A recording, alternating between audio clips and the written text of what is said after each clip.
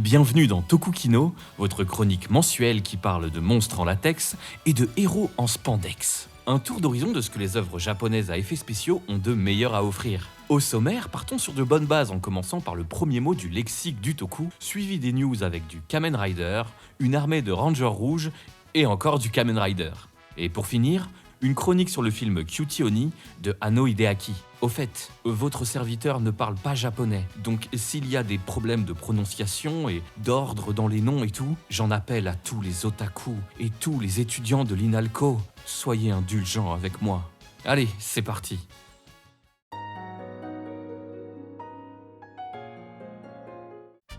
Bienvenue dans le lexique du toku. Vous êtes nouveau ? Vous ne connaissez rien au tokusatsu, mais vous êtes curieux ? Vous avez peur d'être perdu en entendant des termes barbares ? Pas d'inquiétude. Dans le lexique du toku, nous reviendrons sur des mots et des noms utilisés régulièrement par les fans du milieu. Comme ça, vous ne serez pas perdu pour la suite et qui sait, vous allez peut-être devenir des incollables du sujet. En tout cas, moi, je vais devenir un incollable du sujet en faisant cette voix off. Pour cette première émission, commençons par les bases. Le premier mot du lexique du toku est tokusatsu. Bah oui, pas besoin de chercher bien loin pour ce premier mot. En japonais, tokusatsu est le mot utilisé pour parler des effets spéciaux. Il s'agit de la contraction du mot tokushu, qui veut dire particulier ou spécial, et du mot satsue, qui signifie filmer. C'est aussi le mot qui désigne les productions en prise de vue réelle, utilisant diverses techniques d'effets spéciaux, que ce soit des costumes, du maquillage, des maquettes, des marionnettes, du stop motion, des chorégraphies ou des explosions. On peut trouver des exemples de films possédant ces caractéristiques dès la période du cinéma muet, comme par exemple le film Jiraiya le ninja de Shozo Makino datant de 1921. Des combats de sabre chorégraphiés et des effets spéciaux physiques y sont déjà présents. Durant la Seconde Guerre mondiale, le studio Toho produit des films de propagande pour promouvoir l'invasion du Pacifique et la guerre sino-japonaise. En effet, des films tels que Le ciel en flammes ou L'escadrille des faucons de Kato mettent en scène des batailles aériennes et navales avec des effets d'explosion. Des effets spéciaux supervisés et réalisés par le légendaire Tsuburaya Eiji, un des pères fondateurs du tokusatsu qui définira le style après la guerre. Mais il faudra attendre la sortie de Godzilla de Honda Ishiro en 1954 pour trouver une œuvre fondatrice.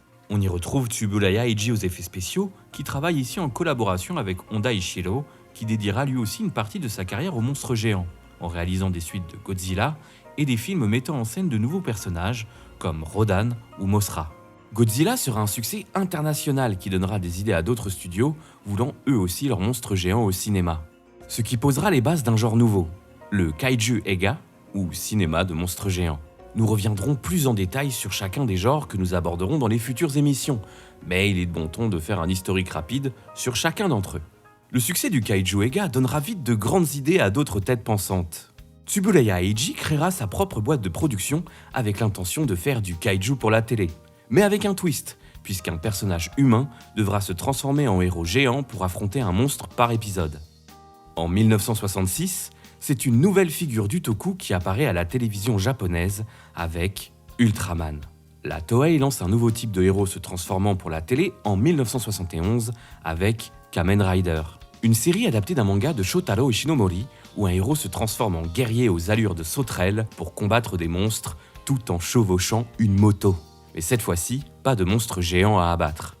Les séries Ultraman et Kamen Rider se regroupent en une même catégorie, celle des Henshin Hero, un terme qui rassemble les productions où des personnages se transforment.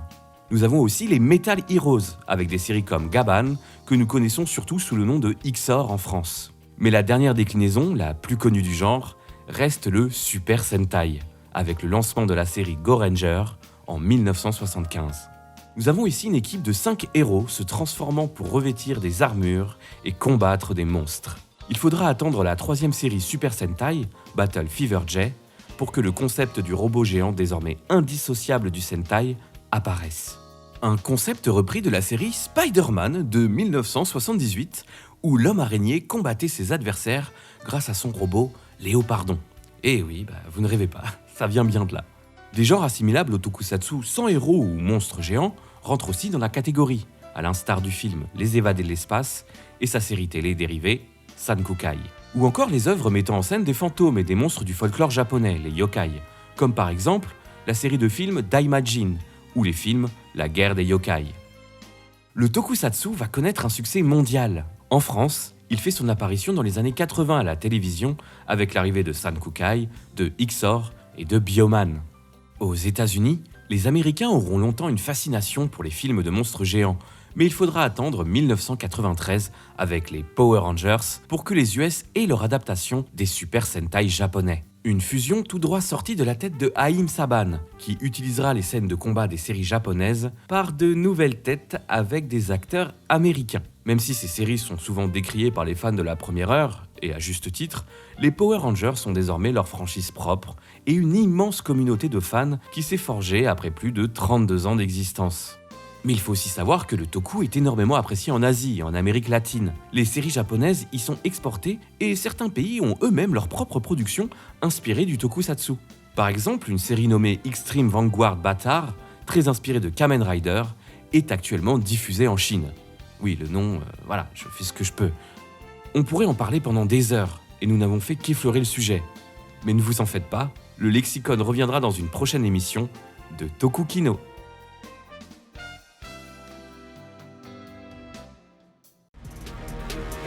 Beyond that, there is innovation.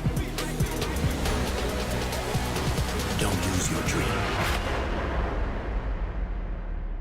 La nouvelle série Kamen Rider a enchaîné les annonces durant l'été. Après le leak du nom de la série en mars suite à un dépôt de marque et la sortie de 3 teasers en juillet, une conférence de presse a eu lieu le 7 août pour présenter les premières images de Kamen Rider Z. Cette fois-ci, la direction artistique se veut plus sérieuse que les précédentes. Par exemple, Kamen Rider Gav, la série diffusée juste avant, visait très clairement un public plus jeune et avait pour thème les bonbons et les gâteaux. Le thème sera ici le monde des rêves, Z étant un espion chargé de sauver les terriens d'attaques de monstres nommés les Nightmares. Et attention, grosse évolution après 54 ans de Kamen Rider. Z sera une ceinture de transformation thoracique à la place d'une ceinture standard. Un pur chamboulement mis en évidence dans le teaser sorti avant la conférence de presse. Sachez que le comédien qui prête sa voix à la ceinture, j'ai bien dit la ceinture, est Yamadera Koichi, un seiyuu avec une carrière riche, connu pour avoir incarné plusieurs personnages emblématiques de l'animation japonaise, comme par exemple Ryoji Kaji de l'anime Evangelion ou encore Spike Spiegel de Cowboy Bebop. Au scénario, nous avons le retour d'un habitué de la franchise en la personne de Takahashi Yuya, un auteur apprécié des fans qui a œuvré sur plusieurs séries de la franchise telles que Zero One, Ex-Aid ou Gits. Le générique sera chanté par le duo Nactobain et produit par Sawano Hiroyuki, un compositeur iconique des années 2010 à qui l'on doit les musiques de l'anime Shingeki no Kyojin par exemple. Un spin-off sera aussi diffusé en même temps. La Toei semble miser énormément sur ce Kamen Rider Z. La série est aussi disponible en simulcast en dehors du Japon. Et pour la toute première fois avec la franchise Kamen Rider, Z sera sous-titré et doublé dans plusieurs langues en dehors de l'Asie. Des versions portugaises et espagnoles officielles seront disponibles simultanément pour les pays d'Amérique latine. Une première depuis plus de 30 ans, en sachant que Kamen Rider Black avait eu droit à une diffusion au Brésil en 1991. Les États-Unis auront aussi le droit à leur première diffusion en simulcast. Le premier épisode ayant été diffusé en live le dimanche 7 septembre sur Twitch et YouTube dans le pays de l'oncle Sam. Ce sera le groupe Shout Factory avec leur label Tokushoutsu qui s'attellera à la traduction, la diffusion et la distribution de cette nouvelle série. Et leur label est super dur à dire. L'Europe n'est malheureusement pas concernée, aucune annonce n'a été faite pour une diffusion sur le vieux continent. Tristesse pour nous, pauvres Français, obligés de se rabattre sur des moyens peu légaux pour pouvoir visionner ce premier épisode. Et j'imagine que ce serait se griller auprès de l'Arcom de dire que nous avons pu regarder ce pilote qui s'avère en effet assez prometteur, rendant encore plus triste toutes ces décisions. Mais qui sait, peut-être une prochaine fois. La série a commencé le 7 septembre donc, aux côtés de la série Number One Sentai Gozyuger, la série Super Sentai actuellement en diffusion sur la chaîne TV Asahi au Japon. Et en parlant de Gozyuger...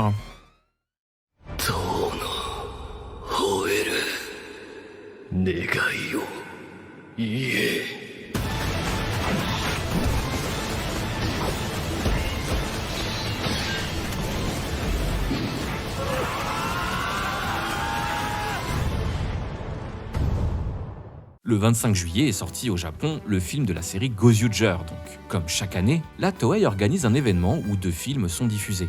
respectivement un film adapté du Kamen Rider de l'année et un autre de la dernière saison de Super Sentai. Ce qui rend ce film spécial, c'est que Gozyuger, c'est aussi la série anniversaire chargée de fêter les 50 ans de la franchise Super Sentai. Et qui dit anniversaire dans les Super Sentai, dit avalanche de Rangers rouges. Dans Tegasword of Resurrection, l'équipe des Gozyuger sera aidée par pas moins de 35 Rangers rouges, venant des précédentes séries. Tout cela dans le but, comme l'indique le nom du film, de ressusciter le robot géant Tegasword et de combattre l'infâme Pestis. A noter que Gozyuger a un concept particulier. N'importe quel personnage secondaire peut se transformer en ranger d'une ancienne série. Le tout grâce à des anneaux nommés les Sentai Rings. Le trailer arbore même la tagline « À toute l'humanité, devenez un Sentai !» Il y a donc de fortes chances que les Rangers rouges soient des citoyens se voyant attribuer des Sentai Rings. Même si le film n'a rien d'exceptionnel en soi, voir autant de Rangers rouges au même endroit est toujours un événement. Le tout donnant lieu à d'immenses scènes de combat comportant un nombre affolant de cascadeurs à l'écran, sans parler du nombre d'explosions à la seconde. Le film est sorti le 25 juillet dans les cinémas japonais et il y a de grandes chances qu'il sorte en Blu-ray DVD d'ici la fin de l'année.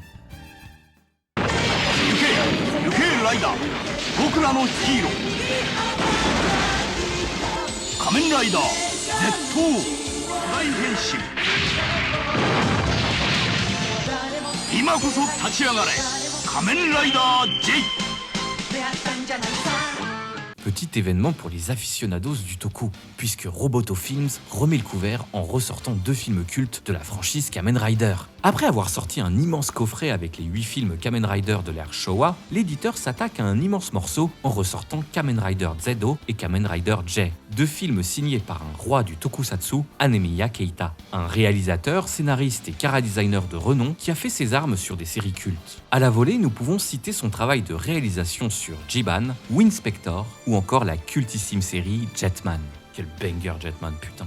Il aura l'occasion d'adapter un autre manga de Ishinomori Shotaro avec Akaider, sorti en 1995, une adaptation du manga Kikaider. C'est aussi le créateur de la série des Garo, une franchise encore très active et dont un nouveau film devrait sortir en octobre. C'est un auteur au style reconnaissable dans le genre qui a réussi à apposer sa patte et ses teintes plus sombres dans le paysage du tokusatsu. Zedo et Jen ne le font pas mentir. Nous avons droit ici à une vision encore plus lugubre du personnage et avec des influences lorgnant du côté de l'horreur, avec une emphase sur le genre du body horror, avec pour inspiration le film Tetsuo de Shinya Tsukamoto. Et sans parler de son travail exceptionnel sur les costumes, les décors et le design des monstres qui sont plus terrifiants que jamais. Si les fans aiment tant Zedo et Jay, c'est aussi car ils représentent une forme de retour aux origines du personnage et à l'ambiance plus violente du manga. Zedo n'hésitant pas par exemple à arracher les membres de ses ennemis à l'instar du premier Kamen Rider. Alors, on pourrait vous dire que les 2 films sont disponibles sur YouTube. Légalement en plus, vu que c'est sur le compte de la Toei et qu'il y a même des sous-titres français. On pourrait même vous dire de foncer directement sur ce poulet.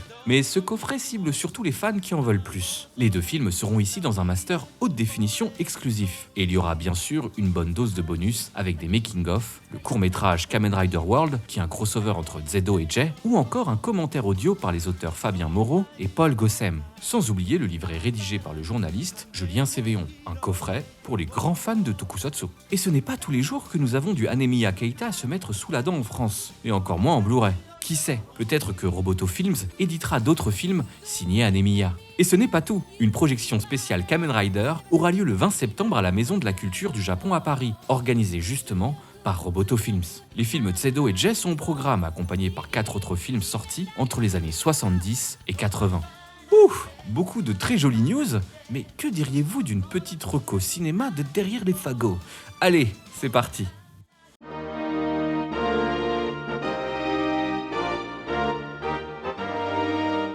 Passons maintenant à la reco de la semaine avec non pas une série, mais un film qu'on pense approprié pour découvrir une partie du toku.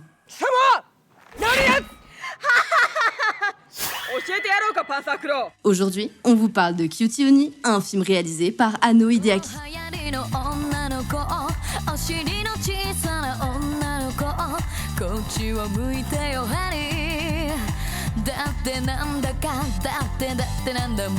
Si on connaît Anno Hideaki pour son travail dans l'animation avec Nadia le secret de l'eau bleue, Evangelion et dernièrement Gundam Sequox, il a aussi œuvré dans le tokusatsu, et ce dès ses années étudiantes, où il participe par exemple à la création de Fanfin Ultraman, ainsi qu'au court-métrage Aikoku Sentai Dai Nippon, un pastiche de Sentai qui inspirera la production de France 5.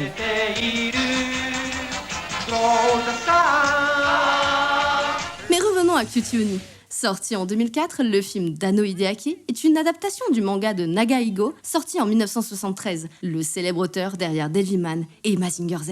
Il est aussi chevalier de l'Ordre des Arts et des Lettres depuis la Japan Expo de 2019. Le film est scénarisé par Ano et Takahashi Rumiko, un homonyme de l'autrice de Ranma 1/2. La musique est composée par Endo Mikio, qui a aussi signé la musique de l'anime K. Cutie est incarnée ici par l'actrice et modèle Sato Hiriko, une habituée des plateaux japonais dans les années 2000. Kisaragi Oni est une androïde reconstituée à partir de la fille décédée d'un scientifique. Elle est pourchassée par un groupe appelé Panther Claws qui cherche à s'emparer de son collier pour obtenir le Eye System. Ce Eye System permet à Oni de changer instantanément et à volonté de tenue, tout en lui accordant la vie éternelle, de quoi rendre les participantes de Drag Race jalouses.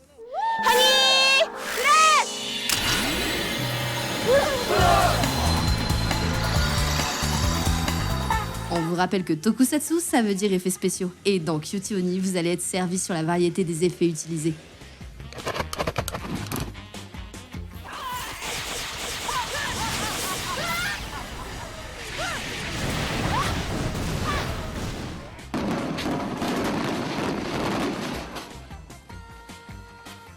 Si quelques-uns ont bien sûr vieilli, on peut reconnaître que d'autres apportent une forme de fraîcheur visuelle très créative.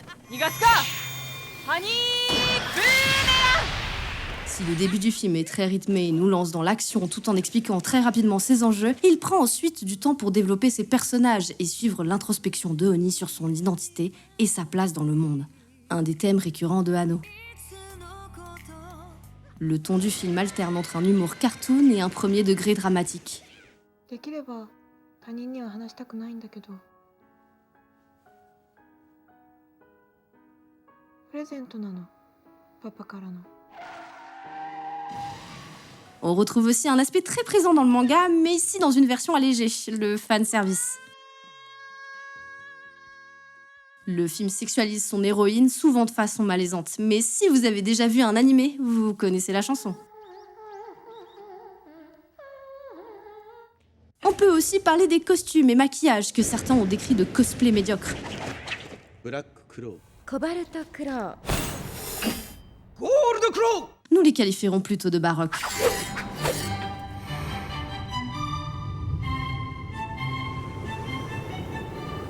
Alors on sait que tout ça pourrait peut-être faire peur aux non-initiés, mais la magie opère et le film est très divertissant malgré un petit ventre mou au milieu. 2004, c'est une époque hybride pour la technique. On mélange numérique et pellicule sur le tournage. Une suite au film sortira la même année sous la forme d'une série d'OAV en 3 épisodes, produite par le studio Gainax et toujours réalisée par Ano. Il existe différentes adaptations du manga, tous médias confondus. Séries animées, séries live, comédie musicale, ainsi qu'un deuxième film live nommé Oni Tears, sorti en 2016. On peut même se demander si le film n'a pas fait partie des inspirations des Wachowski pour la direction artistique de Speed Racer. Ano Hideaki et Higuchi Shinji réaliseront plus tard le Shin Japan Heroes Universe, les reboots de 4 œuvres iconiques japonaises, Shin Godzilla, Shin Ultraman, Shin Kamen Rider et Shin Evangelion, le dernier film de la série Rebuild. Et c'est sur cette recommandation que se finit le premier numéro de Tokukino. Retrouvez-nous le mois prochain pour plus de news, plus de recos et pour en apprendre plus sur le monde passionnant des monstres en latex, des robots géants, du spandex et des explosions. À bientôt. Courage, espoir, Tokukino.